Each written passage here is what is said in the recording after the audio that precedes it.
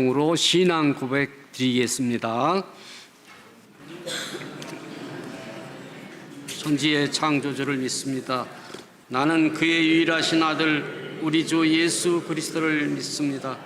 그는 성령으로 잉태되어 동정녀 마리에게서 나시고 본디오 빌라도에게 고난을 받아 십자가에 못 박혀 죽으시고 장사된 지 사흘 만에 죽은 자 가운데서 다시 살아나셨으며 하늘에 오르시어 전능하신 아버지 하나님 우편에 앉아 계시다가 거기로부터 살아있는 자와 죽은 자를 심판하러 오십니다. 나는 성령을 믿으며 거룩한 공교회와 성도의 기제와 죄를 용서받는 것과 몸의 부활과 영생을 믿습니다. 아멘. 찬송 91장 드리겠습니다.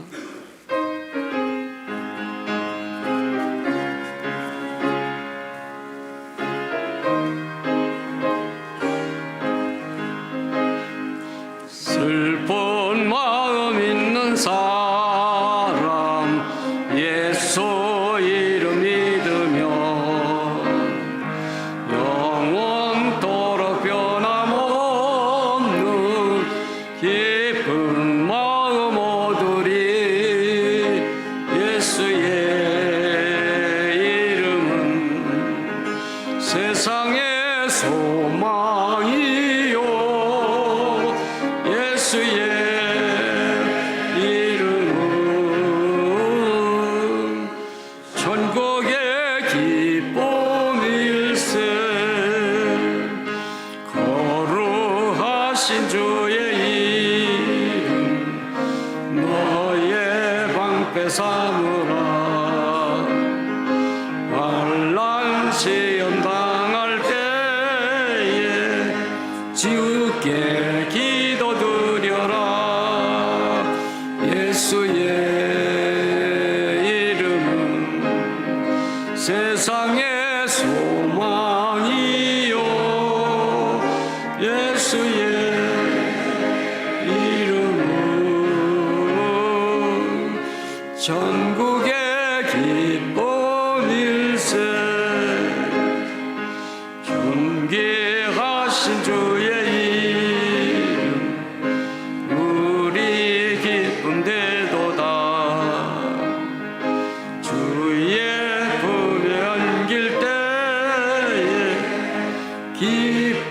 찬송 부르리. 예수의 이름은 세상의 소망이요 예수의 이름은 전국의 기쁨일세. 우리 갈 길 다간 앞에 나아가 예왕께 경배하며 멸류관을 드리리. 예수의 이름은 세상의 소망이요 예수의 이름은 전국의 기쁨일세.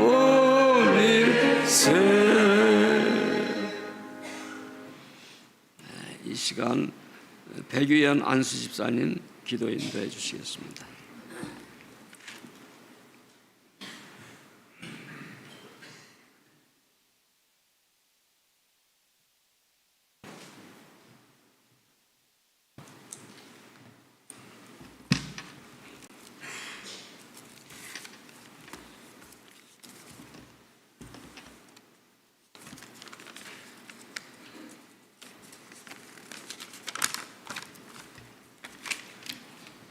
만물을 주관하시는 하나님 아버지 감사합니다. 오늘 이곳에서 기도할 수 있도록 도와주셔서 감사합니다. 우리 무드셀라 회원님들과 전교인들이 이 토요일을 잘 보낼 수 있도록 주님 도와주시옵소서. 목사님들과 모든 교육자들이 다 건강하게 살 수 있도록 도와주시고 용기를 주십시오. 현재 우리 대한민국 5천만 국민을 선진국 대열에서 올라설 수 있도록 주님께서 도와주셔서 여기까지 왔다고 나는 과히 고백합니다. 지금까지 살면서 내 눈으로 하나님의 도우심을 똑똑히 보았습니다. 대한민국 경제 발전에 일익을 담당한 한 사람으로서 주님 은혜에 감사를 드립니다. 남과 북이 하루속히 통일이 되어서 북한 동포들도 자유롭게 살 수 있도록 도와주실 것을 믿습니다. 우리 후세들이 이 나라와 이 교회를 더욱더 발전될 수 있도록 도와주실 것을 믿습니다. 이 모든 말씀 감사해서 주 예수 그리스도 이름 받도록 기도드립니다. 아멘.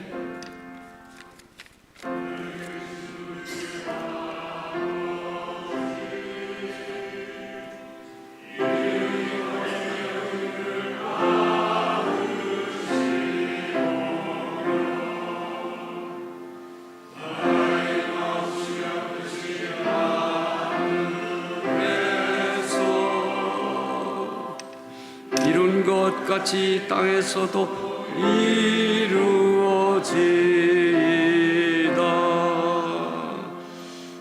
오늘날 우리에게 일용할 양식을 주시고 우리가 우리에게 자를 사하여 준 것 같이 우리 죄를 사하여 주시고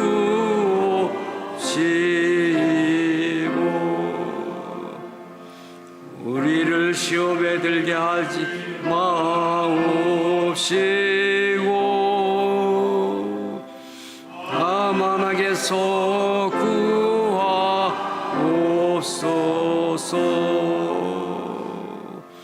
대개 나라와 권세와 영광이 아버지께 영원히 있사옵나이다.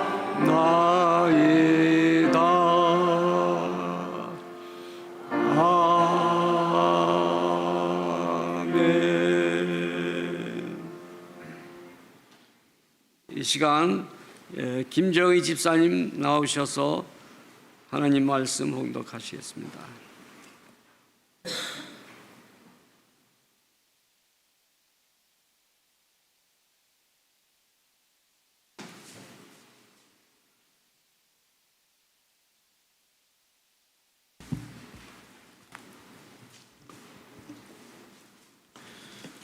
하나님 말씀은 창세기 37장 5절서부터 11절까지 되겠습니다.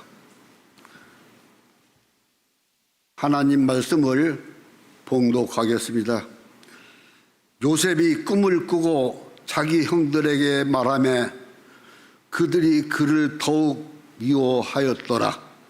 요셉이 그들에게 이르되 청하건대 내가 꾼 꿈을 들으시오.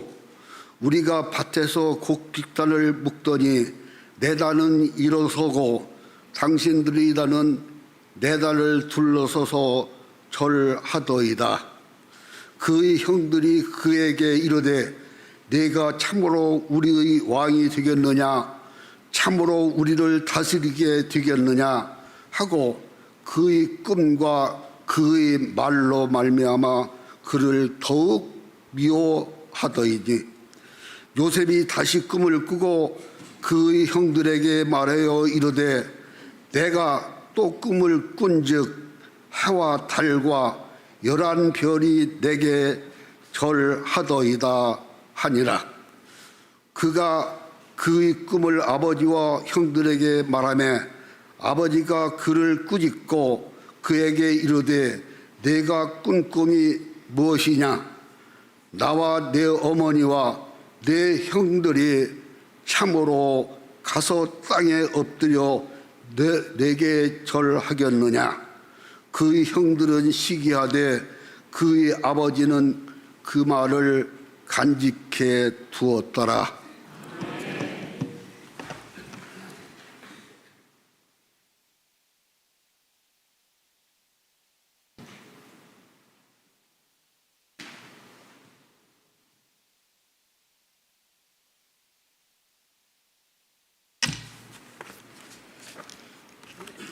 이 시간에는 우리 무드셀라 남선교회 회원들 나오셔서 특별 찬양으로 하나님께 영광 돌리겠습니다.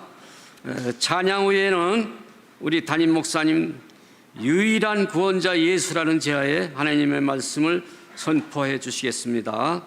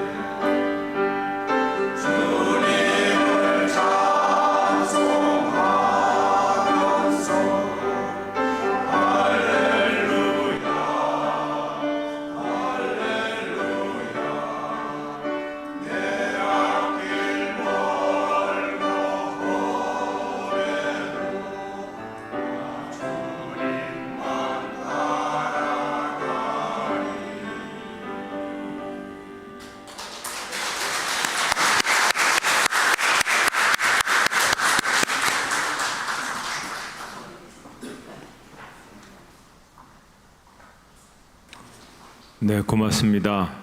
여전히 기력이 있으시고 아주 힘이 있게 박력 있게 찬양해 주셔서 감사합니다. 세월이 참 많이 흐르는 것 같습니다. 제가 저희 대형교회 온 지 벌써 24년 됐거든요. 그때 가장 활력 있게 저를 같이 협력해서 도와주셨는데 이제는 약간 이제 옛날처럼 행동이 빠르진 못하시지만 그래도 여전히 변함없으신 그런 모습을 보면서 참 오늘 아주 감동적으로 그 찬양을 같이 대할 수 있었습니다. 어쨌든 더 건강하시고 또 평안하시고 하나님의 은혜가 가득한 삶이 되시길 바랍니다. 우리가 성경을 보면 성경에서 많이 나오는 그러한 그 단어들을 우리가 유심히 쳐다보면 거기에서 하나님의 메시지를 우리가 발견할 수가 있습니다.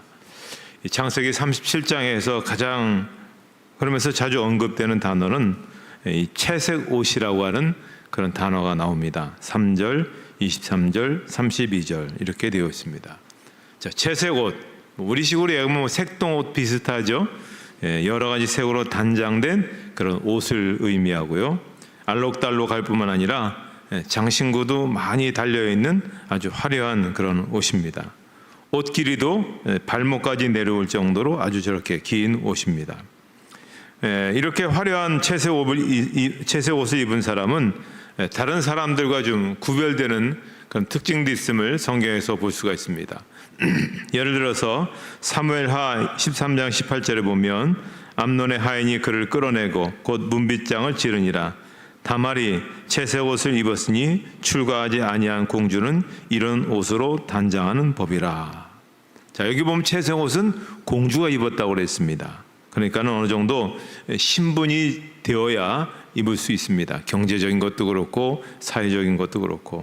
자, 그런데 요셉이 바로 이 옷을 입었다는 겁니다. 야곱은 많은 아들들이 있었지만 그 가운데 요셉을 사랑해서 이 옷을 입게 했던 것이죠. 자, 그러면 야곱은 왜 아들 요셉에게 이 채색 옷을 입혔을까 하는 겁니다. 몇 가지 이유를 댈 수가 있을 것 같아요. 첫째는 요셉의 아내가 넷인데 그 가운데서 가장 사랑받는 아내인 라헬의 자식이었기 때문에 아마 그렇게 될 것이다, 그렇게 볼 수 있고요. 또 노년에 얻은 늦둥이 아들이었기 때문에 아무래도 더 마음이 다가가지 않았는가, 그렇게 볼 수가 있습니다. 또 세 번째, 요셉은 어려서부터 행실이 굉장히 반듯하고 올바르기 때문에 그렇지 않았나 봅니다. 요셉이 형들이 잘못해서 범한 그런 실수들을 아버지에게 다 알렸습니다. 실수를 알렸다라고 하는 얘기는 뭐냐면 요셉이 형들과 청들처럼 그렇게 잘못을 저지르지 않았다, 그렇게 볼 수가 있습니다.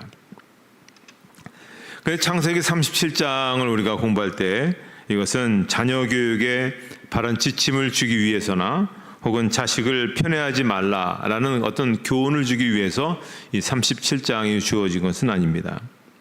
사실 여긴 굉장히 신학적으로 깊은 의미가 담겨져 있습니다. 요셉이 채색 옷을 입었다는 사실은 야곱의 식구들이 앞으로 닥쳐올 기근에 다 굶어 죽을 위기에 봉착하게 되지만 요셉을 미리 구원자로 세워서 이들을 구원하시겠다는 하나님의 그 예정하심, 또 계획하심이 있음을 여기서 볼 수가 있습니다.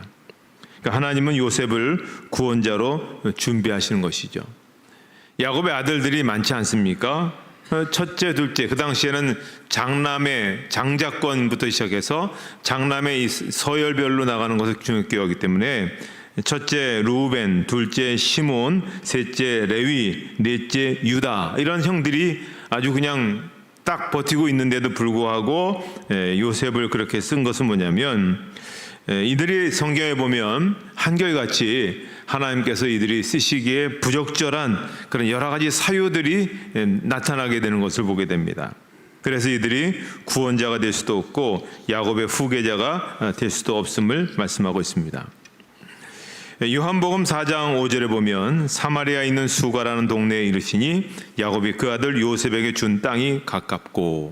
자, 이 본문도 잘 보십시오. 이 창세기에 보면은 야곱이 요셉에게 땅을 주었다라는 그런 기록이 나와 있지 않습니다. 그런데 구약이 아니라 신약에 와서 이스라엘 백성들이 알고 있는 사실을 여기 기록되어 있는데 야곱이 가나안 땅에서 얻은 유일한 땅을 요셉에게 주었다라고 하는 것입니다. 이만큼 야곱은 요셉을 굉장히 귀하게 여겼고 또 앞으로 자기의 뒤를 이을 가문의 대표자로 그렇게 생각하고 있다라고 한 것을 볼 수가 있습니다. 자, 오늘 본문에 꿈 이야기가 나오는데 여러분 잘 아시는 내용이죠. 근데 요셉이 이렇게 두 가지 꿈을 연이어 꾸게 된 것도 하나님께서 요셉을 야곱의 후계자로 세웠다고 하는 것을 인준해 주신 것이다 라고 볼 수가 있습니다. 단순히 하나의 꿈을 꿨다, 비전을 가졌다, 그런 의미보다는 하나 더 볼 수 있습니다. 첫 번째 꿈은 요셉이 형제들과 밭에서 곡식을 거두고 있었죠. 그런데 요셉의 곡식단이 가운데 벌떡 일어서더니 형들의 곡식단이 요셉의 곡식단을 주위로 둘러서서 가운데 요셉의 곡식단을 향해 절을 하는 그런 내용입니다. 자, 이 꿈은 요셉이 형들의 대장이 될 것이다 라는 그런 의미가 분명하죠. 그리고 두 번째 이어지는 꿈은 해와 달과 11별이 요셉을 향해 절하는 꿈이었습니다. 자, 꿈을 두 번 겹쳐서 꾸게 하신 것은 요셉이 가문의 대표자가 되는 것이 맞다, 요셉이 귀하다고 인정받는 채색 옷을 입는 것이 옳다라고 하는 것을 하나님께서 확증해 주셨다라고 하는 것입니다. 자, 그래서 우리도 마찬가지입니다. 꿈을 이렇게 똑같은 꿈이 계속 이어지게 되면 이건 하나님께서 주시는 그런 계시의 가능성이 참 많습니다. 아마 여러분도 그러시겠지만 저도 마찬가지죠. 어떤 중요한 문제를 갖고 고민하고 있었는데 하나님께서 그 꿈을 똑같은 그 꿈을 저는 어떤 날 보니까 일주일 내내 똑같은 꿈을 계속 꾸게 하시더라고요. 아, 이게 하나님의 사인이다. 그리고 이제 결정해서 나아갔던 것을 볼 수가 있는데요. 창세기 37장에는 하나님이란 단어가 단 한 번도 직접적으로 나오지 않습니다. 그러나 37장에 기록된 모든 사건의 주인공, 이 모든 일들을 이루어가고 계신 분은 하나님이시다라고 하는 것을 볼 수가 있습니다. 자, 요셉의 형들은 잘못을 많이 저질렀습니다. 그러자 요셉은 형들의 잘못을 아버지에게 일러 바치죠. 그러니 형들은 요셉의 이 채색 옷만 보면 스트레스를 받는 겁니다. 그러니까 채색 옷을 입은 요셉은 형들에게 항상 스트레스의 근원이었죠.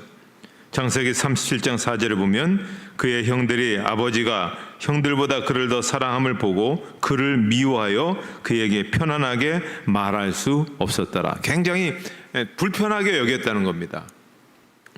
자기들의 잘못을 일러 바친 것만 해도 미운데 이제 한 걸음 더 나가서 자기들이 경배해야 되는 대장으로서의 어떤 꿈 이야기를 두 번이나 한 것은 상황을 매우 악화시킨 것이죠. 요셉이 나이가 어려서 꿈꾼 것을 마음속에 간직하지 않고 말했기 때문에 요셉이 잘못했다고 말할 수도 있지만 창세기 37장에서 말하는 핵심은 요셉의 미숙함을 말하는 것이 아닙니다. 형들이 꿈 이야기를 듣고 분노하여 요셉을 미워했다. 여기에 핵심이 있는 겁니다. 자, 아버지 야곱이 어느 날 요셉을 불러 심부름을 보냅니다. 세겜으로 양을 치러 간 형들의 안부를 살펴보고 오라는 그러한 신부입니다. 자, 이 세겜이라는 장소가 어떤 장소입니까? 여러분 아시듯이 바로 얼마 전에 야곱의 아들들이 동생 디나의 성폭행 사건으로 인해서 그곳에 남자들을 모조리 죽인 엄청난 살육의 그런 장소입니다. 그러니까 그쪽에 있는 사람들은 이 야곱의 아들들, 야곱 가족들만 보면 이를 부득부득 갈 만한 그런 상황이죠. 근데 이곳으로 양을 치러 갔다. 아무래도 초지를 쫓아서 가다 보니까 거기까지 갈 수밖에 없는 것이죠. 그러니까 아버지 야곱으로서는 큰 근심이었습니다. 이거 우리 아들들이 복수를 받으면 어떡하나 그런 걱정이죠.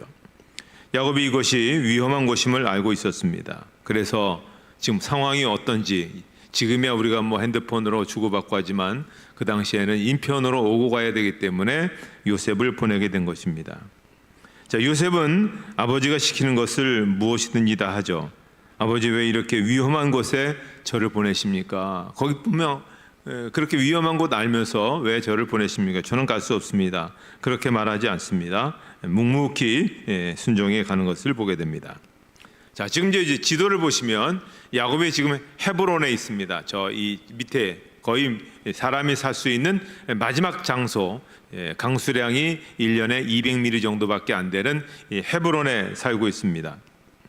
근데 예루살렘에서 약 30km 정도 남쪽에 위치해 있는데 세겜은 어디냐면 위로 한참 쭉 올라가죠. 세겜은 예루살렘에서 약 65km 정도 북쪽에 위치하고 있습니다. 그러니까는 이 헤브론에서부터 이 세겜까지 약 거리로 따지면 한 95km 정도 되는 그러한 거리입니다. 자, 지금은 이제 2차선 국도가 놓여져 있습니다. 2차선 국도를 타고 이렇게 다니면 국도가 뭐 반듯하진 않습니다. 왔다 갔다 하기 때문에 이렇게 가면 대략 한 2시간 정도 걸린다라고 생각하시면 됩니다. 근데 요셉이 옛날에는 뭐 길도 별로 없었으니까 이 거리를 가는 것이죠. 17살 된 요셉이 혼자서 그렇게 가는 겁니다. 아버지가 말씀하셨기 때문에 순종해서 가게 되는 것이죠. 자, 그런데 세겜에 가봤더니 형들이 보이지 않는 겁니다. 그러면 잘 됐다. 위험한 곳에 형들도 안 보이는데 얼른 집에 가서 아버지 가봤는데 형들이 보이지 않읍디다. 그렇게 하면 되는 거 아니겠습니까?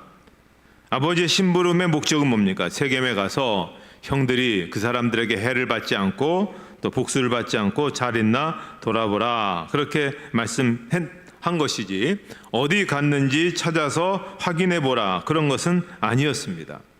그러니까 요셉은 이제 이 아버지의 분부를 따라서 그 목적에 따라서 여기 왔기 때문에 그냥 돌아가도 뭐라고 할 저기가 아닙니다. 그런데 지금 요셉을 보면 형들을 찾으려고 계속 들에서 방황하고 있었다 그랬습니다. 끝까지 찾아보려고 하는 거죠. 이것을 보면 요셉은 굉장히 성실했던 모습을 볼 수가 있습니다. 우리도 마찬가지죠. 어딜 가든지 자기가 속한 사회에서 인정을 받으려면 성실해야 됩니다. 특별히 우리는 요셉과 같은 그러한 성실한 그런 모습이 있어야 되겠죠. 그래서 어디 있든지 무엇을 하든지 참 다른 그런 모습이 있구나, 그러한 말씀을 우리가 들을 수 있어야 되겠죠. 어쨌든 들에서 계속 형들을 찾기 위해 방황하는 요셉을 보고 어떤 사람이 묻습니다. 무엇을 찾느냐, 누구를 찾느냐?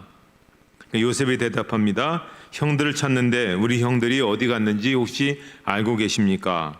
그러니까 그 사람이 얼마 전까지 여기 있었는데 들어보니까 저 도단이라는 곳으로 간다고 하더라. 자, 도단은 어디입니까? 지도에 보시면 좀 다른 지도의 모습이지만 세겜에서 좀 더 위로 더 올라갑니다. 한 24km 정도 더 북쪽에 있습니다. 오늘날 나블러스라고 하는 곳인데 지금 그 이스라엘이 지금 팔레스틴 사람들과 싸우는데 팔레스틴 사람들이 거주하는 그런 지역 가운데 하나라고 볼 수 있겠죠. 그래서 이제 요셉이 그 말을 듣고 또 도단으로 가서 형들을 만나게 됩니다. 자기는 기쁜 마음으로 그렇게 형들을 만나러 가는데, 자, 보니까 형들의 눈에 저 멀리 동생 요셉의 모습이 다가오는 것이 보입니다. 그런데 그 모습에 대해서 성경은 뭐라고 얘기하냐면 창세기 37장 19절에 보면 서로 이르되 꿈꾸는 자가 오는도다. 이건 아주 굉장히 부드럽게 표현한 것이겠죠. 야, 저기 저만 알고 막 하는 그런 온다. 또 복장도 채색 옷을 입고 있으니까 아주 확 띄지 않습니까? 자, 그렇게 정확하게 이제 요셉이 오는 것을 알고는 뭐 반가워해야 되는데 지금 뭘 하고 있습니까? 동생을 죽이려고 음모를 꾸미는 겁니다. 자, 이것은 하나님을 향한 반항의 그런 모습이죠. 자, 요셉을 죽이면 어떻습니까? 하나님이 주신 꿈이 이제 이루어지지 못하는, 그러니까 하나님의 꿈이 어떻게 이루어지는가에 대한 어떤 그런 반항심이죠. 그런데 출애굽기 10장 22절에 보면 하나님의 백성들에게는 흑암 중에도 광명이 있다, 그렇게 말씀합니다. 그러니까 오늘 하나님의 사람들은 칠흑 같은 어둠을 다녀도 광명의 그런 일들이 일어나게 된다라는 그런 말씀입니다. 자, 이제 첫째인 루벤이 말합니다. 창세기 37장 21절에 루벤이 듣고 요셉을 그들의 손에서 구원하려 하여 이르되 우리가 그의 생명은 해치지 말자. 그래도 루벤이 큰 형이라서 나름대로 좀 정을 갖고 우리가 그렇게 죽일 필요까지 있겠느냐, 그렇게 얘기하죠. 특별히 루벤은 장남이지만 아버지로부터 굉장히 실망스러운 그런 모습을 보이게 됩니다. 그래서 좀 아버지에게 좀 좋은 모습을 보여주기 위해서 그렇게 했던 것 같습니다. 그런데 창세기 37장 23절과 24절을 보면 요셉이 형들에게 이르매 그의 형들이 요셉의 옷 곧 그가 입은 채색 옷을 벗기고 그를 잡아 구덩이에 던지니 그 구덩이는 빈 것이라 그 속에 물이 없었더라. 자, 모의를 했습니다. 악한 모의를 해서 이제 동생을 죽이자라는 마음으로 해서 제일 먼저 한 일이 뭐냐면 뭐 때리고 막 그냥 발로 차고 뭐 굿하는 것이 아니라 채색 옷을 벗겼다는 것입니다. 그만큼 형들이 가지고 있을 때 채색 옷에 대한 어떤 트라우마가 있었던 거죠. 그리고 이제 구덩이에 집어 던져 놓습니다. 이 구덩이는 마침 빈 구덩이라고 볼 수 있겠죠. 3일만 있어도 목이 말라 죽게 되는 그런 구덩이입니다.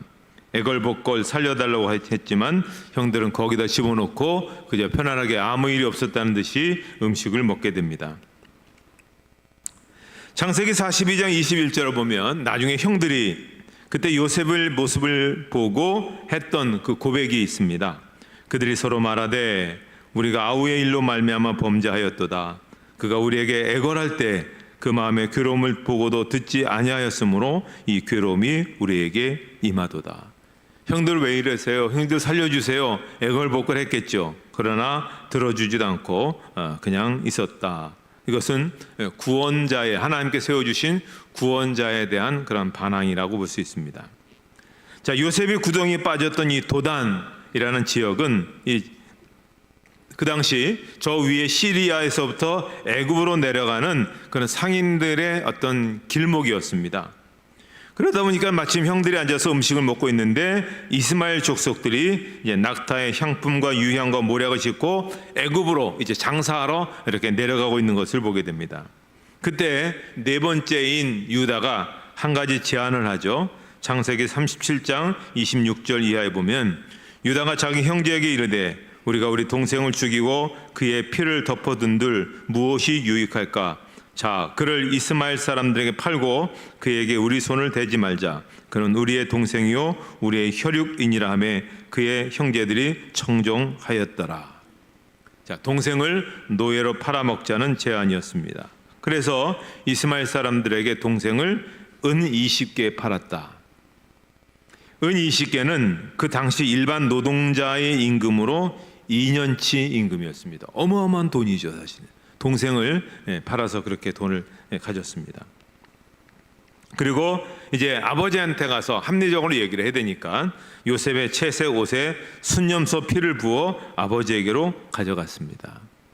당시 관습에 의하면 피 묻은 옷은 해당 주인의 사망을 입증하는 법적인 증거로 사용되었다라고 그렇게 얘기합니다. 근데 여기서 아이러니가 뭐냐면 야곱이 바로 수십 년 전에 자기 아버지 이삭을 속이는데 뭘로 속였냐면 염소 털을 갖고 속였습니다. 그런데 자기가 지금 아들들에게 염소 피에 의해서 그렇게 속임을 당하고 있다라고 볼 때 참 그대로 이렇게 되어지는 시문대로 거두어지는 것을 볼 수가 있습니다. 자, 가장 사랑해서 형들이 자식들이 그렇게 많음에도 불구하고 특별한 사랑과 특별한 애정을 부었던 그 아들이 죽었다라는 이야기를 들으니 야곱의 마음이 찢어질 듯하죠. 그래도 오랫도록 아들을 위해서 애통했다 그랬습니다. 아들들이 아무리 많이 위로를 해도 받아들여지지 않는 거죠. 요셉의 꿈은 완전히 사라진 듯했고 하나님의 꿈은 좌절된 것처럼 보일 수 있습니다. 자, 그런데 이제 여기서 이 37장의 핵심은 채색 옷입니다. 채색 옷을 입었다는 것은 아버지의 사랑을 받았다는 것이고, 채색 옷이 찢겨졌다는 것은 형제들의 미움을 받았다는 것이고, 채색 옷이 망가졌다는 것은 은 20개에 팔려 죽게 되었다는 것이죠. 그러면 이 채색 옷이 무엇을 의미하고 있느냐 하는 것입니다. 자, 우리가 이 요셉과 예수님이 가장 많이 닮은 그런 모습을 볼 수가 있는데요. 예수님은 아버지의 사랑을 받은 그런 독생자이십니다. 하지만 이 세상에 오셨지만 그의 백성들로부터 미움을 받고 은 30개에 팔리게 되었습니다. 자, 요셉을 팔아먹은 것도 유다고 나중에 예수님을 팔아먹은 사람도 유다입니다. 이렇게 성경에 보면 묘한 일치들이 이렇게 이루어지는 것을 볼 수가 있습니다. 예수님은 은 30개, 요셉은 은 20개. 그렇기 때문에 요셉의 채세옷이 뭐냐면 바로 구원자 예수를 가리키는 겁니다. 예수님께서 이 땅에 성육 신학이 약 1500년 전에 바로 이렇게 예수님의 모습을 벌써 그 1500년 전에 소개하고 있죠. 이것을 누가 알았냐면 사도행전 7장에 보면 스데반 집사님이 성경을 쭉 읽다가 이 비밀을 알게 되었습니다. 그래서 순교 당하기 직전 대제사장들과 유대인들 앞에서 마지막 이제 장렬한 순교를 앞둔 장엄한 설교를 하게 되는데 그 설교의 내용이 이런 내용입니다. 이스라엘 백성들이여, 그대들은 하나님이 구원자를 세울 때마다 그들을 미워하고 대적하지 아니하였는가? 요셉을 세울 때도 모세를 세울 때도 지금도 하나님이 세우신 구원자 예수 그리스도를 미워해서 십자가에 못 박지 아니했는가? 그러나 그분이 구원자이시니라. 이 스데반 집사님이었지만은 그러나 굉장한 성경을 많이 봐서 성경에 대한 해박한 지식이 있었습니다. 그리고 하나님의 역사가 어떻게 흘러가는가에 대한 그런 분명한 안목이 있었습니다. 요셉의 채색옷이 찢겨지고 망가져 그의 꿈이 숲으로 돌아가는 것 같았지만은 요셉을 구원자로 택하신 하나님의 계획은 결코 좌절될 수 없었다는 것이죠. 요셉은 노예로 팔려갔지만 30세 애굽의 총리가 되었고 형들과 아버지, 어머니 다 요셉 앞에 절을 하고 양식을 얻고 생명을 건지는 구원자로서 사명을 완수하게 된 것입니다. 예수님도 마찬가지로 미움을 받고 은 30개에 팔려 십자가에 죽으셨지만 그러나 죽은 자 가운데서 3일 만에 부활하심으로 지금도 살아계시는 구원자가 되셨습니다. 하늘과 땅 사이에 예수님 위에 하나님이 세우신 구원자가 없습니다. 구원의 길은 오직 예수 그리스도로만 가는 겁니다. 오늘 이 세상이 점점 더 이제 막 그런 부분에 대해서 더 관대해지게 얘기합니다. 아니다. 예수 외에 여러 가지 다른 길들이 있다. 다 그분들이 나름대로 구원의 길이라고 얘기하지만 오늘 우리가 독선적이고 오늘 우리가 배타적이라는 얘기를 들어도 하나님께서 세우신 길을 예수 그리스도만이 우리에게 진정한 그런 구원의 길이죠.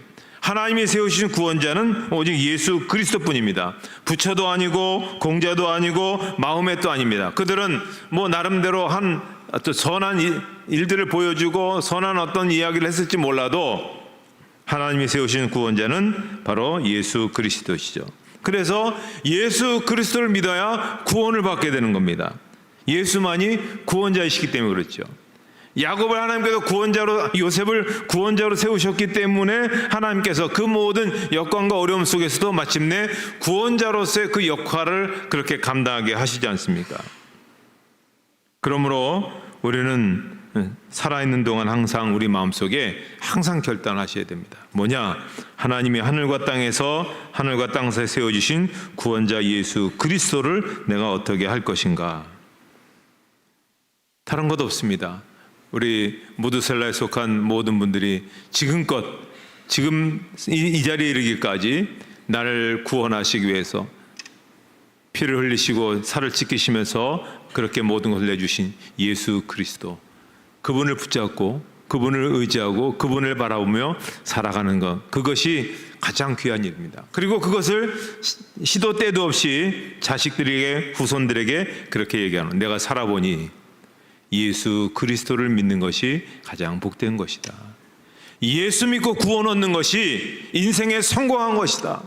예수만이 우리 인생의 참 구원자가 되신다. 자식들에게 못이 박히도록, 주변 사람들의 못이 박히도록 그렇게 전하는 것은 바로 지금까지 생애 속에서 우리가 그렇게 경험하고 알고 깨달았기 때문에 그렇습니다.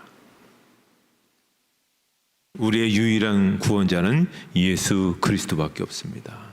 그 예수 그리스도를 마지막 순간까지 꽉 붙잡고 하나님 앞에 가기까지 흐트러짐 없이 그렇게 붙잡고 사시고, 그리고 살아가신 동안에 예수님을 증거하고 예수님을 이야기하고, 또 그래서 후손들이 더 복되게 살아갈 수 있도록 그 길을 이야기해 줄 수 있는 그런 신앙의 훌륭한 아버지, 신앙의 훌륭한 할아버지, 또 신앙의 훌륭한 그러한 선배로서의 아름다운 삶을 살아갈 수 있기를 주님의 이름으로 축복합니다. 하나님 아버지 감사합니다. 오늘도 귀한 말씀을 통해서 우리의 참된 구원자이신 예수 그리스도를 우리가 믿고 살아가는 것이 얼마나 귀하고 복된 일임을 알게 됩니다. 세상은 여러 가지로 인해서 예수님을 믿는 것에 대해서 우리를 흐리게 하지만, 그러나 나의 진정한 구원자 예수 그리스도만이 우리에게 있어서 가장 중요하시고 가장 귀한 분임을 우리가 알고 있기에 나의 삶이 끝날 때까지 그 예수 그리스도만을 붙들고, 그리고 그분을 증거하고 그분을 나타내며 그분 위에 살아가는 우리 모두가 될 수 있도록 인도해 주시옵소서. 예수님의 이름으로 기도하옵나이다. 아멘.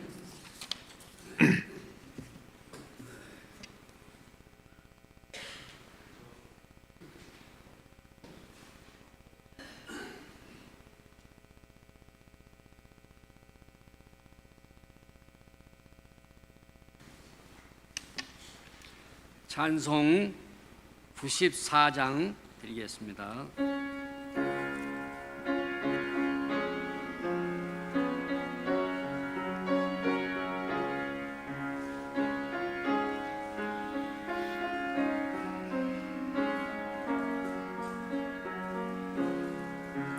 주 예수보다도 귀한 것은 없네. 이 세상 부귀와 바꿀 수 없네. 영죽을 내 대신 돌아가신 그 놀라운 사랑 잊지 못해. 세상 즐거움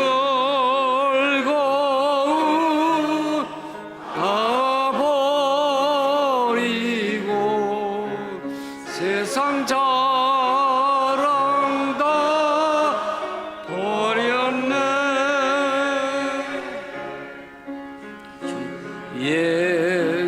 예수보다도 귀한 것은 없네. 예수밖에는 없네. 주 예수보다도 귀한 것은 없네. 이 세상 명예와 바꿀 수 없네.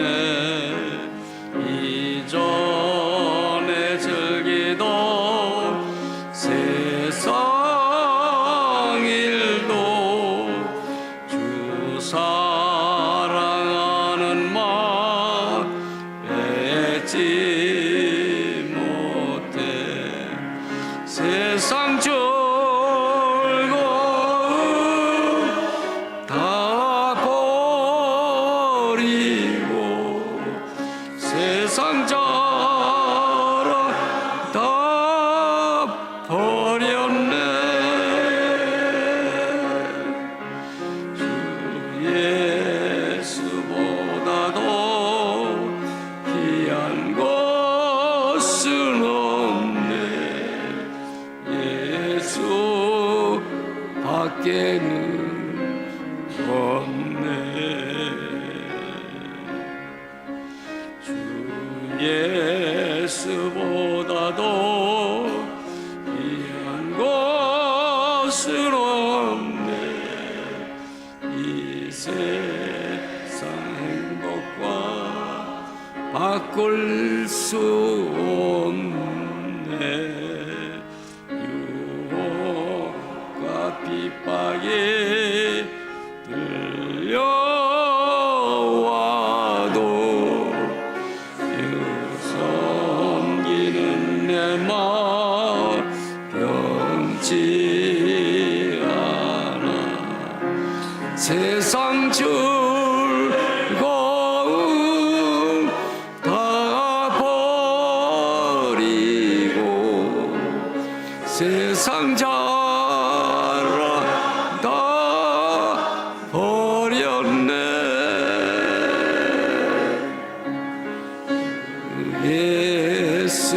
예수보다도 귀한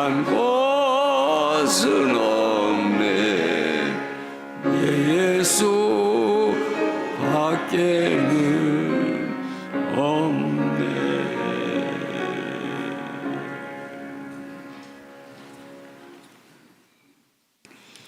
이 시간 하장근 안수 집사님 헌금 예물을 위해서 기도해 주시겠습니다.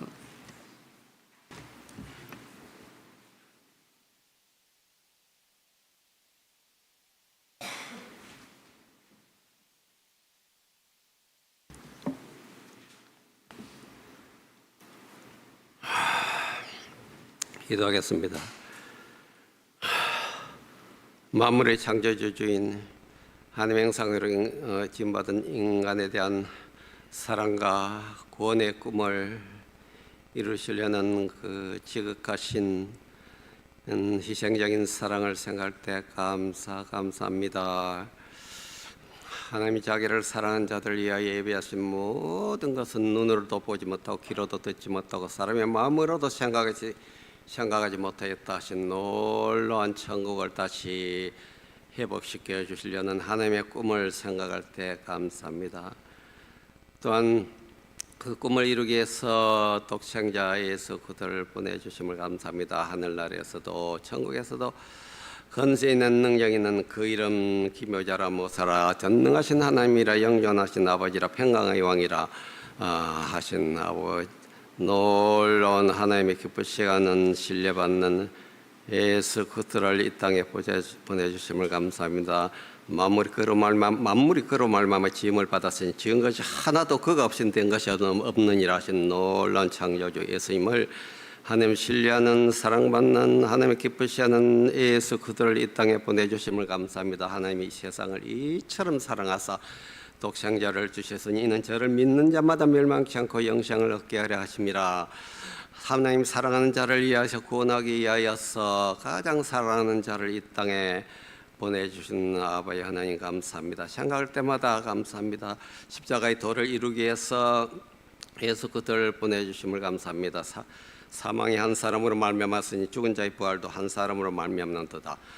아담 안에서 모든 사람이 죽은 것 같이 그리스도 안에서 모든 사람이 삶을 얻으리라는 십자가의 도를 완성하기 위해서 아버지 하나님 성부 아버지 하나님께서 예수님께서 내 아버지여 이 잔이 내게서 지나가게 없어서 할 때도 하나님이 함께 계셔서 성부 하나님 함께 계셔서 합동하여서 십자가의 도를 이루시는 것을 생각할 때 참으로 감동적인 사랑을 인간 사랑을 감사합니다. 예수님께서 내가 아버지 안에 가고 아버지께서 내 안에 계심을 믿으라 그렇지 못하겠거든 행하시는 그 일을 보고 나를 믿으라 하신 아버지는 내가 하나님의 기뻐하신 일을 행함으로 내가 나를 혼자 버려두지 아니하였다 하신 아버지 하나님 그토록 하나님을 감동시키고 사랑하는 성자 예수님에게 그토록 또한 하나님께서 함께 하시고 사랑해 주셔서 이제 모든 십자가를 잘 감당하여서 우리 사랑하는 자를 구원하기 위한 하나님의 놀라우신 사랑을 생각할 때마다 감사합니다. 저희들도 합당한 하나님에 대한 사랑을 알고 깨닫고 하나님을 기쁘시게 하는 자 되게 앞서서 하나님을 사랑하는 자를 예비하신 놀라운 하나님 나라에 들어갈 수 있게끔 하나님이 사랑하는 자 속에 들어가는 저희들 되게 해 주시옵소서. 또한 이것이 적게 심는 자는 적게 거두고 많이 심는 자는 많이 거둔다 하는 말이로다. 각각 그 마음에 정한 대로 할 것이 인색과 물어나 억지로 하지 말지니 하나님은 즐겨내는 자를 사랑하시느니라 하신 아버님. 우리 하나님께서 모든 헌금을 드릴 때도 모든 일에나 하나님을 사랑하는 마음이 사랑의 공동체를 이루는 하나님의 합당한 하나님의 인정받는 하나님을 사랑하는 자 되게 아버지 하나님 믿음 소망 사랑심이 늘 회개하면서 점검하면서 하나님과 동행하면서 하나님의 기쁘시하는 삶을 점점 하나님의 합당한 사람으로 이루어가는 저희들 에게 지혜와 청명한 맹체를 주시고 인도하여 주시옵소서. 말씀으로 인도하여 주시옵소서. 우리 주 예수 그리스도 이름으로 기도드립니다. 아멘.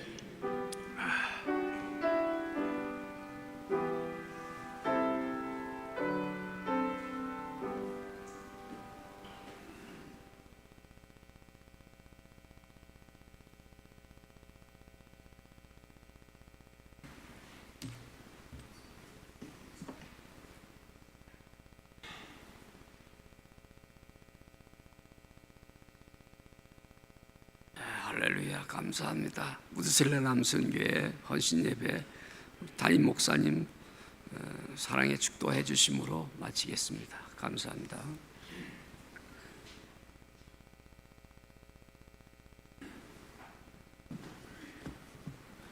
이제는 우리 주 예수 그리스도의 은혜와 하나님 아버지의 사랑하심과 성령의 인도하심과 교통하심이 헌신을 다짐한 무드셀라 남선교회 위에와 또 함께한 모든 교우들 머리 위에 이제로부터 영원토록 함께 없으기를 축원하옵나이다. 아멘.